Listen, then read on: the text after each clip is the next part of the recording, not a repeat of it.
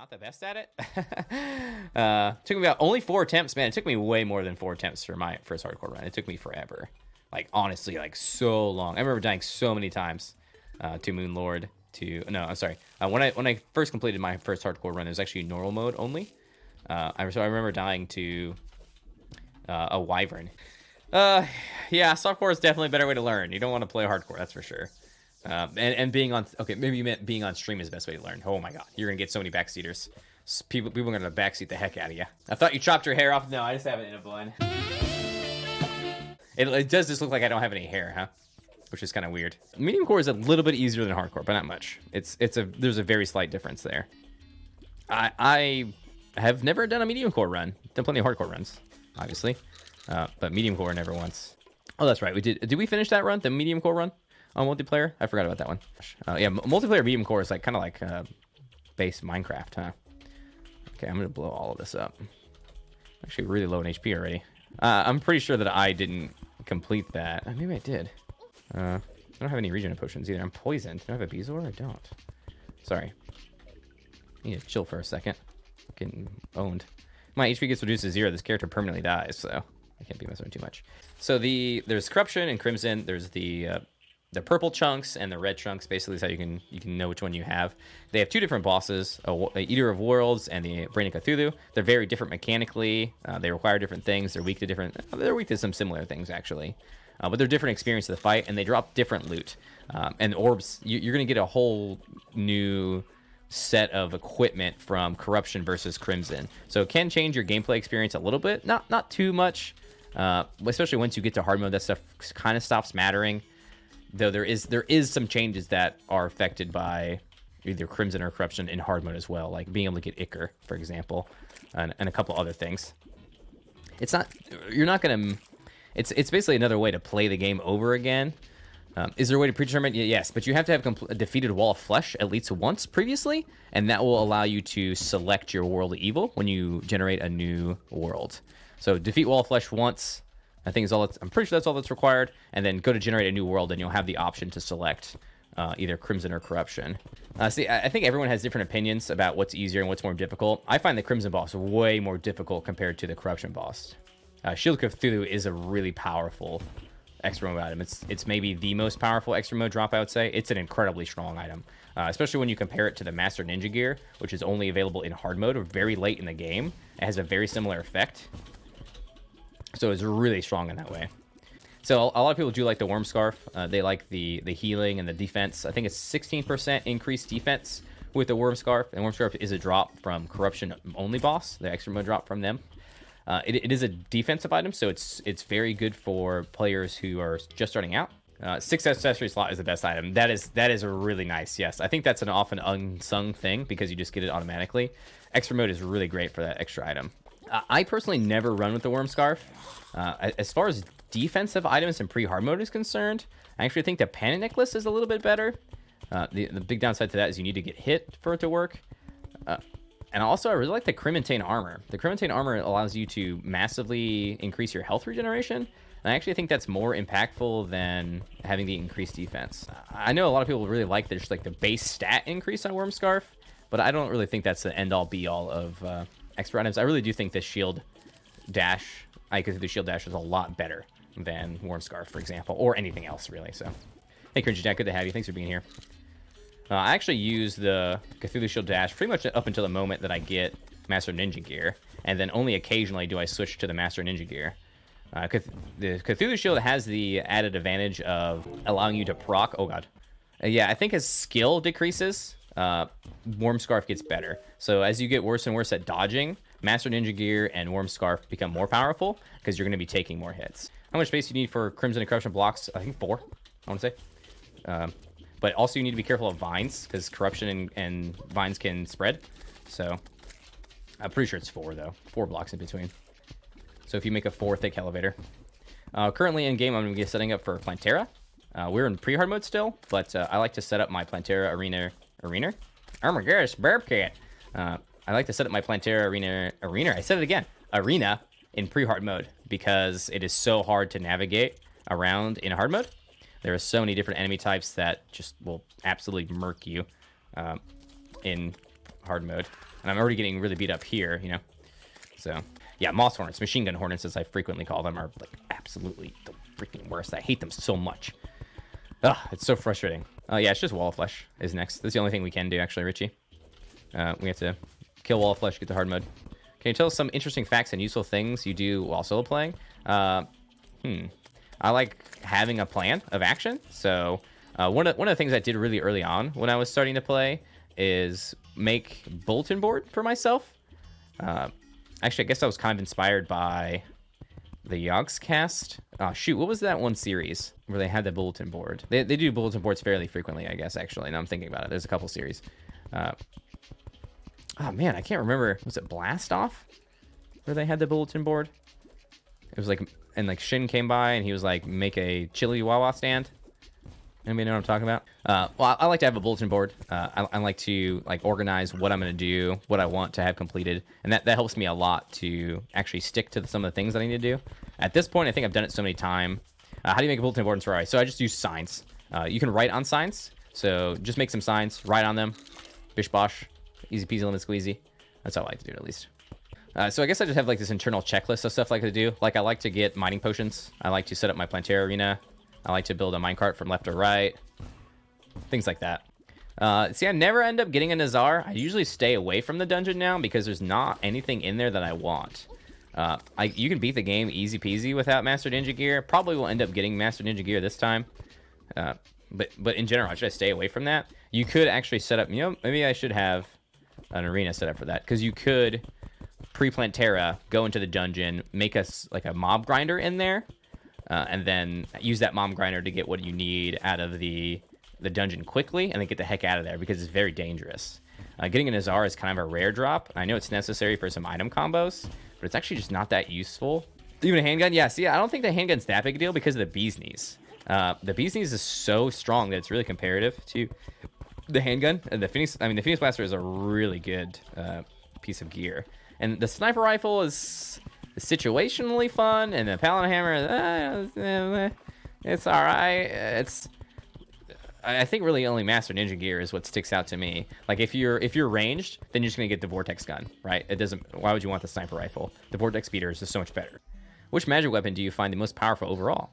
Razorblade Typhoon. That is a really good choice, Sweat. Actually, that is an amazingly good one. I like Nimbus Rod comes to mind for its utility. It's not necessarily the strongest weapon, but any class can use a Nimbus Rod effectively. Crimson Rod is really good in that way as well. Some of the more passive stuff is good too, because you can use it no matter what. I guess the P-Book, it kind of fits into that category as well, because you can debuff your enemies while using it.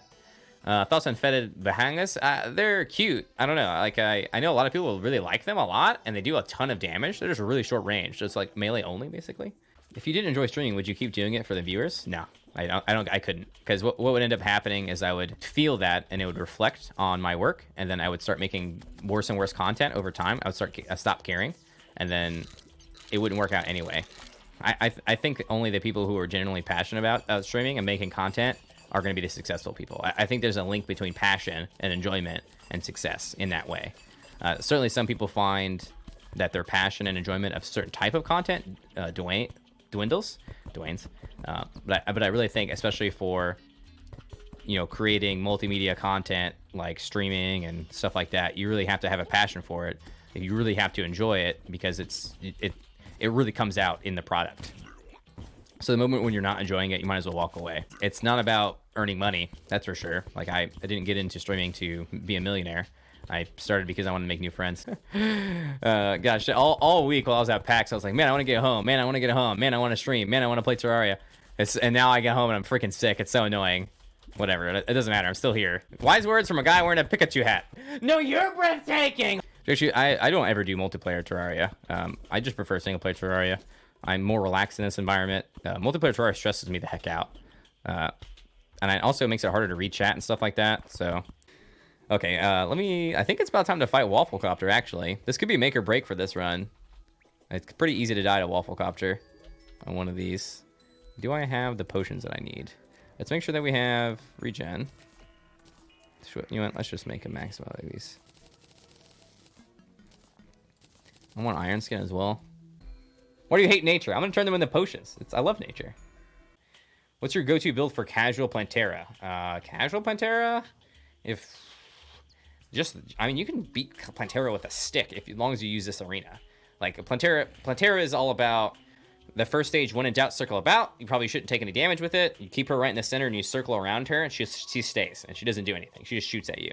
Maybe you'll get hit once by the claw. Maybe if you're unlucky, you'll get hit by a bouncing boy, but that's super easy. And then second phase is kind of like a keep away game, where Plantera comes at you really fast when she's far away, and as she gets closer to you, she actually slows down.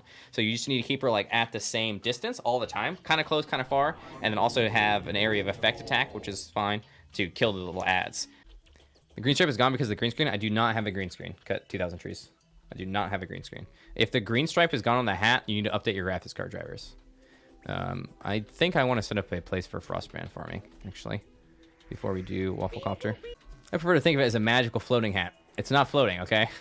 I can afford an anti-gravity hat. There's a turbine in this thing. I'll be at PAX East, yep. I'll be at PAX East, maybe PAX West? I'm not sure yet. The hat would definitely be part of a magic set. I think the ice biome is over here, right? Jungle's to the left. If you look really close, you can see it's actually being held up by wire. Shut up! Oh my god! Like, oh my god. The green stripe is gonna ain't us. So I have my OBS right over here, lol at you, and I can see the green stripe. So I know it is working. So if it's coming out to you that the green stripe isn't working, then it's definitely something on your side. You love the green stripe? I'm glad you can see it. Hoiking is intended. Slimes do it all the time. Forehead. See? Gerd can see the green stripe. Anybody else in chat who can see the green stripe? So you can't see the red one? That's weird. No one else has ever had that problem before. Try restarting your computer. I can, in fact, not see the green stripe. Make sure you update your graphics card. That's the first one. I see magic big hat. Smiley face. Uncheck your green cancel on Chrome. Dang it, that one got me. There are stripes? Question mark?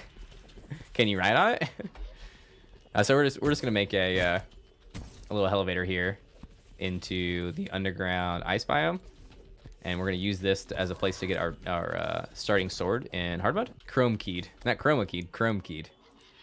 I love it's not invisible. Said for example, you can see it no problem as long as you update your graphics card drivers. Okay, anyways, yes, yes, there is this. I do have a green screen. Yes, there's a green stripe here. Okay, just to clarify, what hat? There's a bunny holding it. Nice to see. Terraria bunny. I guess I could have done this screen too. Butt cam. Sorry about debating, everybody. I just find it fun. It's good humored. Okay. Did you know that you go into a dictionary and you look up the word gullible, you'll see yourself in there? This is the level of jokes that you're gonna get here. Is fourth grade jokes? Sorry. Back in my days, we didn't use bombs to explore. I pity you because, wow, bombs are so good for exploration. Have you ever thought that you were colorblind and everyone else sees different colors? Yes, all the time. Actually, sometimes I worry that all of you are figments of my imagination.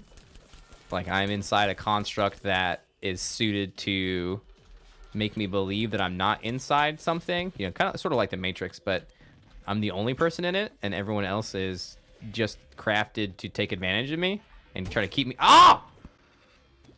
Good God. Say I shouldn't be talking about this. He's aware. Cut the power.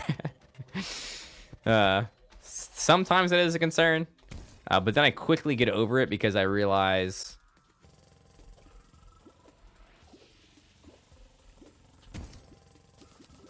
Actually, I don't know where I'm going with this. Another streamer's father was worried that Twitch chatters were just Chinese hackers trying to get his info and money.